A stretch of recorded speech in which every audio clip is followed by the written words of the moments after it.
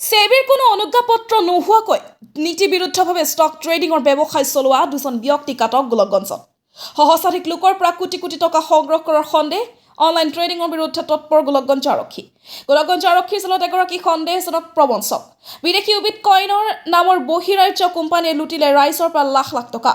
গোলকগঞ্জৰ বটুৱাতলি গাঁৱৰ আনোৱাৰ হুছেইন নামৰ ধৃত ব্যক্তিজনে পইচা দুগুণ কৰি দিয়াৰ প্ৰলোভন দি ৰাইজৰ পৰা লুটি নিছিল লাখ লাখ টকা। ধৃত আনোৱাৰ হুছেইনে ইউবিট কইনত 10টাকৈ আইডি খোলাৰ তথ্য পোৱা গৈছে। নিজৰ পত্নী কন্যাৰ পুত্ৰৰ নামতো আইডি খুলি চলাইছিল ব্যৱসায়।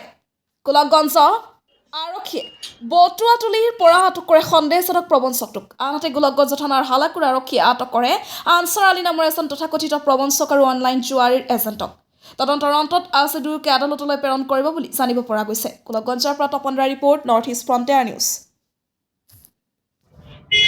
ছাৰে কিবা ক'লে লৈ আহি পেলাই যে আপোনাৰ মোবাইলত কিবা এপছ পাইছে নেকি, এইটো বিশেষ গমেই পোৱা নাই। ইউবিট বস্তুটোৰ লগত কিমান দিনৰ পৰা আপুনি জড়িত? মই বেছি দিন নহয়, মানে 1 মাহমানৰ পৰা গম পাওঁ।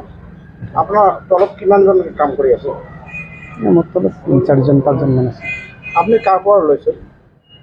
মোৰ আপোনাৰ এজন আছে, মানে আশিষ চৰকাৰ এজন আছে, মহম্মদ আছে। তেখেতসকলৰ ঘৰ ক'ত?